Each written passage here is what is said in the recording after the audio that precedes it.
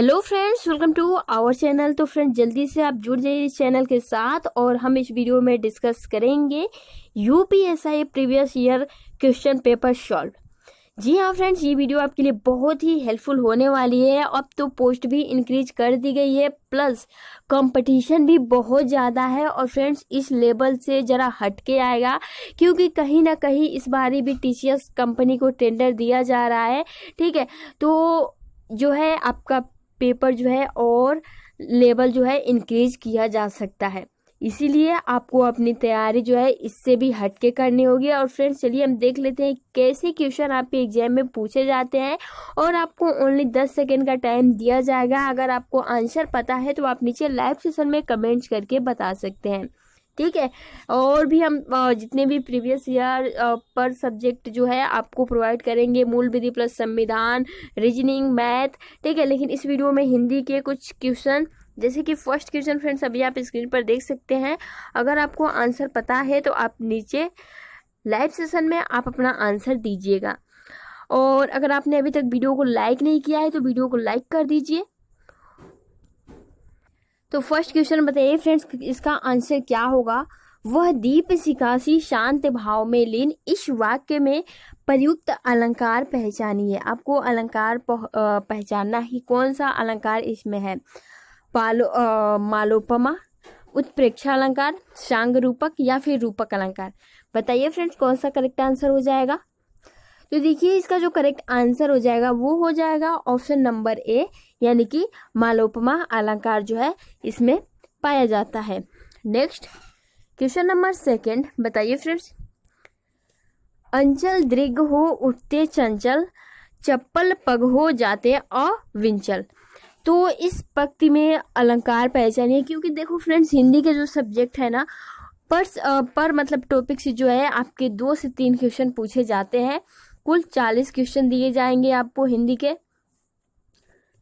तो बताइए फ्रेंड्स, भ्रांतिमान, उपमा, विरोधाभास या फिर संदेह, आपको क्या लग रहा है कौन सा करेक्ट आंसर हो जाएगा।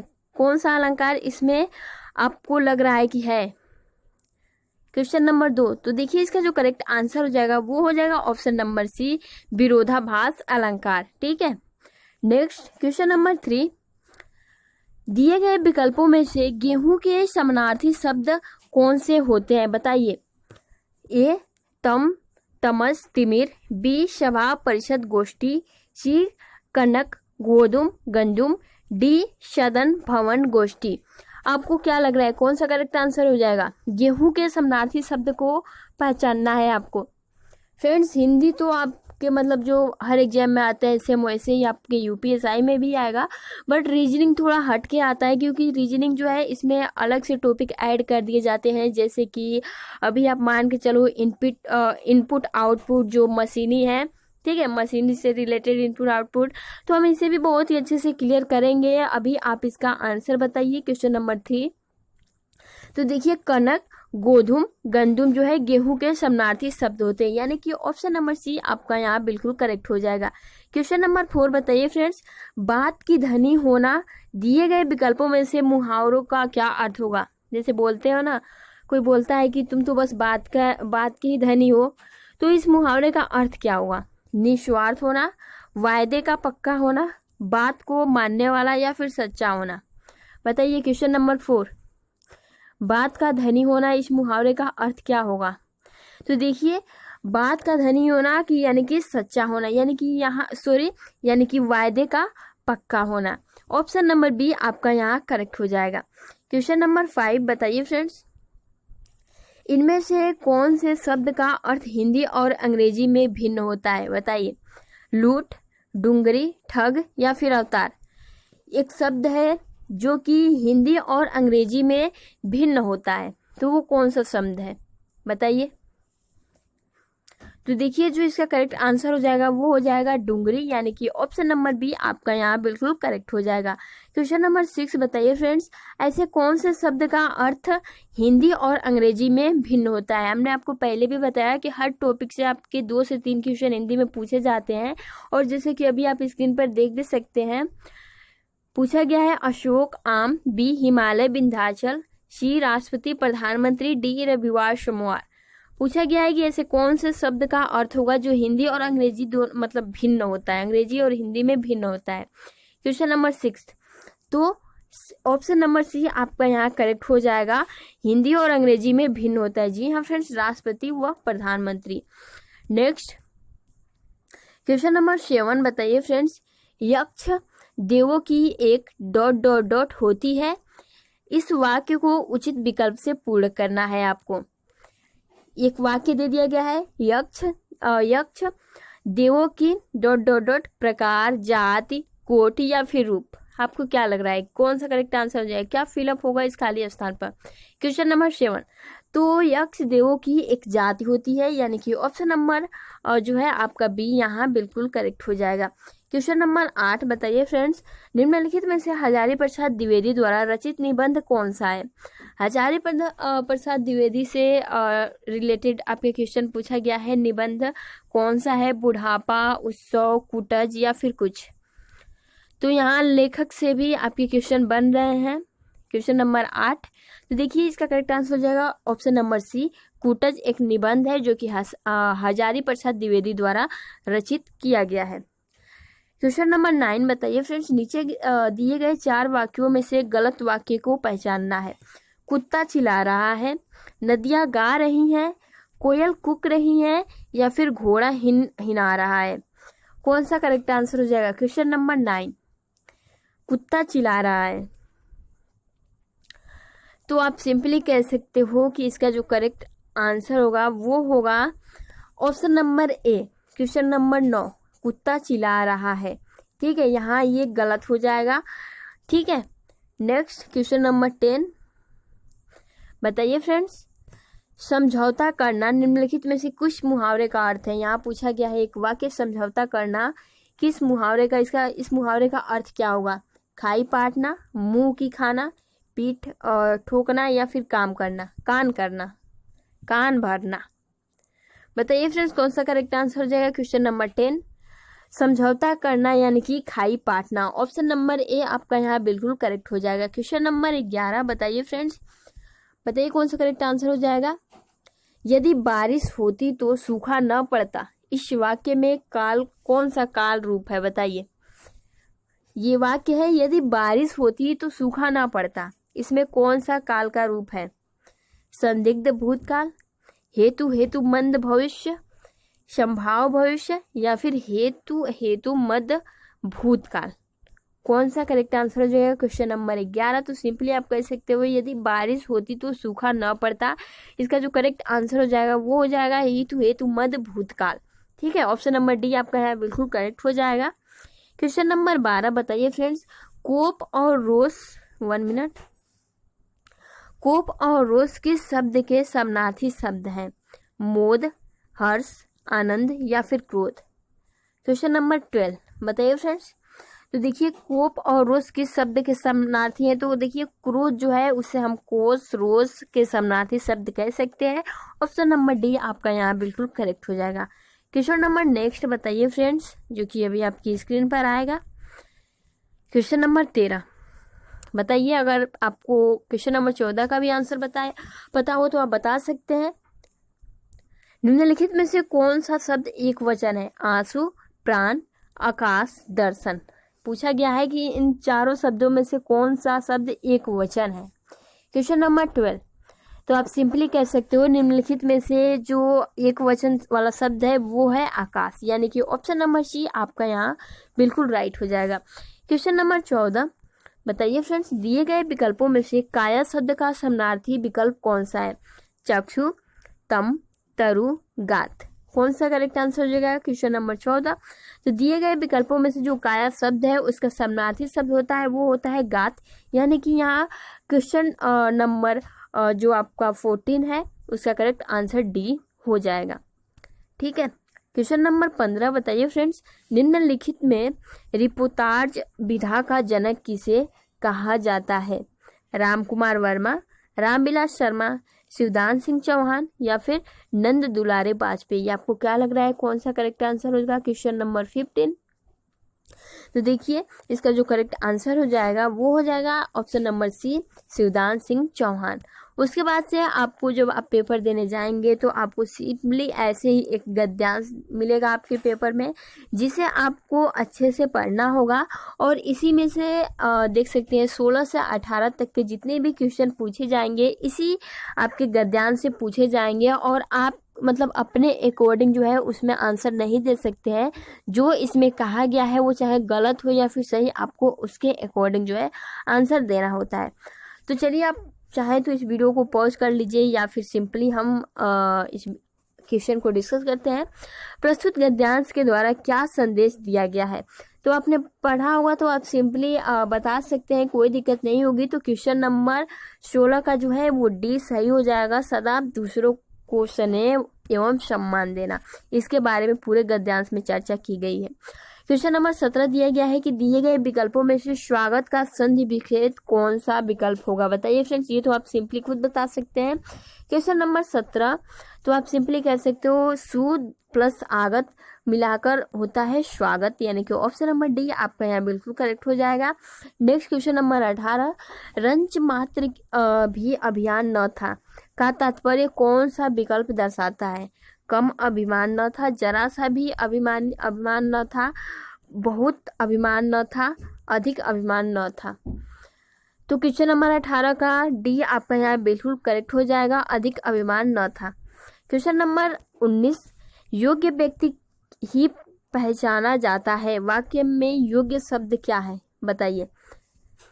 परिणामवाचक विश्लेषण, संख्यावाचक विश्लेषण, सार्वनामिक विश्लेषण या फिर गुणवाचक विश्लेषण? Question number 19।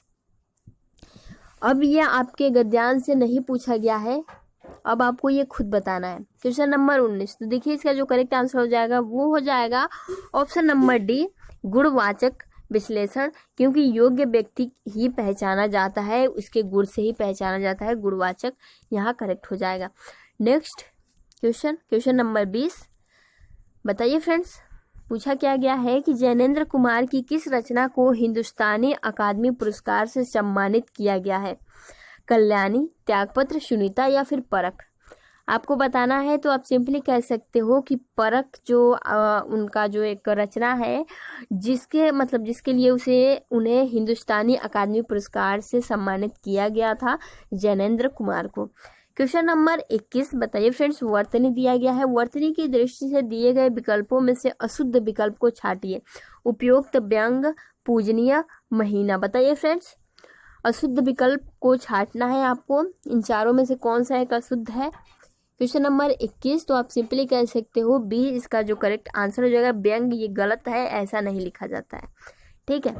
क्वेश्चन नंबर 22, दिए गए विकल्पों में से संधि शब्द का विलोम शब्द है सरस, सुगम, सार्थक या फिर विग्रह? क्वेश्चन नंबर 22, तो आप सिंपली कह सकते हो संधि शब्द का जो उल्टा वर्ड होता है, विलोम शब्द होता है, वो होता है विग्रह, यानी कि ऑप्शन नंबर डी आपका यहाँ बिल्कुल करेक्ट हो जाएगा। क्वेश्चन नंबर 23, जिस वाक्य समूह में एक वाक्य हो और अन्य वाक्य हो उसे मिश्रण वाक्य कहते हैं। दिए गए विकल्पों में सही विकल्पों का चयन करके वाक्य को पूर्ण करें। यहाँ आप देख सकते हैं, यहाँ डॉट डॉट दिया है और यहाँ डॉट डॉट करके दिया है, तो इन दोनों में फिलअप करना है, तो क्या करेक्ट हो जाएगा? क्वेश्चन नंबर 23, तो आप सिंपली कह सकते हो कि जिस वाक्य में समूह एक वाक्य प्रधान हो और अन्य वाक्य उसके आश्रित हो उसमें मिश्रण वाक्य कहते हैं, यानी कि ऑप्शन नंबर बी आपका यहाँ बिल्कुल करेक्ट हो जाएगा, यानी कि एक वाक्य आपका जो है बनना चाहिए। न्यूनतम विश्लेषण की कौन सी अवस्था है? मूलावस्था, प्रथमावस्था, उत्तरावस्था, उत्तमावस्था? क्वेश्चन नंबर 24, तो आप कह सकते हो कि न्यूनतम विश्लेषण की जो अवस्था होती है वो होती है उत्तमा अवस्था, यानी कि क्वेश्चन नंबर 24 का डी करेक्ट आंसर हो जाएगा। क्वेश्चन नंबर 25, बताइए फ्रेंड्स, हिंदी में सफलतम उपन्यासों में गिना जाने वाला आपका बंटी के उपन्यासकार कौन है? आपका बंटी एक उपन्यासकार है, ठीक है, और इसके जो मतलब मतलब किसने ये लिखा है आपको बताना है। मन्नू भंडारी, कृष्ण शोभती, मृदुला गर्ग या फिर चित्रा मुदगल? कौन सा करेक्ट आंसर हो जाएगा? बताइए फ्रेंड्स। क्वेश्चन नंबर 25, तो मन्नू भंडारी ने ये आपका बंटी लिखा है, जो कि एक उपन्यासकार है, ठीक है। नेक्स्ट क्वेश्चन नंबर 26, दिए गए विकल्पों में से सही विकल्पों का चयन करके वाक्य पूर्ण करें। वाक्य आपका यहाँ दे दिया गया है जिसमें डॉट डॉट डॉट प्राप्त करने की इच्छा हो वह डॉट डॉट डॉट कहलाता है। क्या कहलाता है बताइए? मोक्ष, मुमुक्ष, मोक्ष, पारंगत, मोक्ष, पारदर्शक या फिर स्वर्ग जिज्ञासु। क्वेश्चन नंबर 26, तो देखिए इसका जो करेक्ट आंसर हो जाएगा वो हो जाएगा option number A. Question number 27, बताइए कौन सा करेक्ट आंसर हो जाएगा? भ्रांतिमान अलंकार का उदाहरण निम्न में से कौन सा है? बताइए। शीतल चंदन चंदहु लगे ज्वारन गात। फिर आपका दे दिया गया है सोहत ओढ़त पीत पट श्याम सलोने गात। फिर एक दे दिया गया है नाक का मोती अधर की कांति से बीज डाडिम का समझ कर भ्रांति से। या फिर उदित उदयगिरी मंच पर रघुबर बाल पतंग। तो भ्रांतिमान अलंकार पूछा गया है, तो आपको क्या लग रहा है कौन सा करेक्ट आंसर हो जाएगा? क्वेश्चन नंबर 27, तो देखिए इसका जो करेक्ट आंसर हो जाएगा भ्रांतिमान अलंकार का उदाहरण जो है ऑप्शन नंबर सी बिल्कुल करेक्ट हो जाएगा। क्वेश्चन नंबर 28, क्वेश्चन अभी आप देख सकते हैं, दिए गए विकल्पों में से उदय का जो है विलोम शब्द आपको बताना है अस्त अंत आदि मंद। कौन सा करेक्ट आंसर हो जाएगा?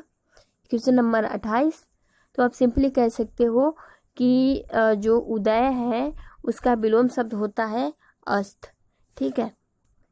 क्वेश्चन नंबर 29, विग्रह की दृष्टि से दिए गए विकल्पों में से कौन सा विकल्प अनुचित है?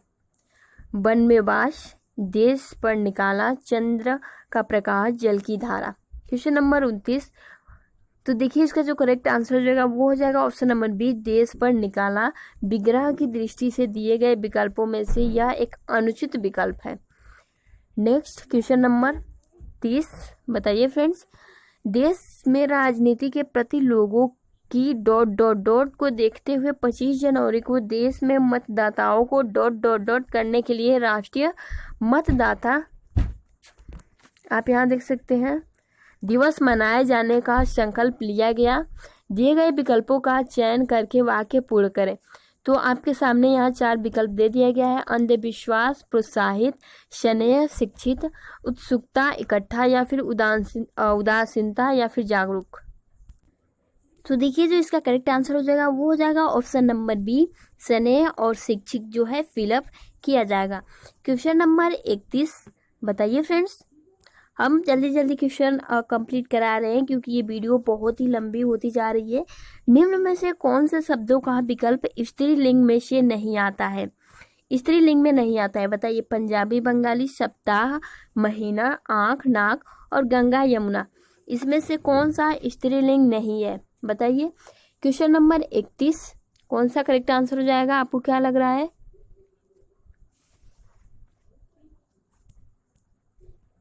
तो देखिए जो इसका करेक्ट आंसर हो जाएगा वो हो जाएगा ऑप्शन नंबर बी, सप्ताह और महीना जो है वो स्त्रीलिंग में नहीं आता है। ठीक है। नेक्स्ट क्वेश्चन नंबर 32, बताइए फ्रेंड्स कौन सा करेक्ट आंसर हो जाएगा?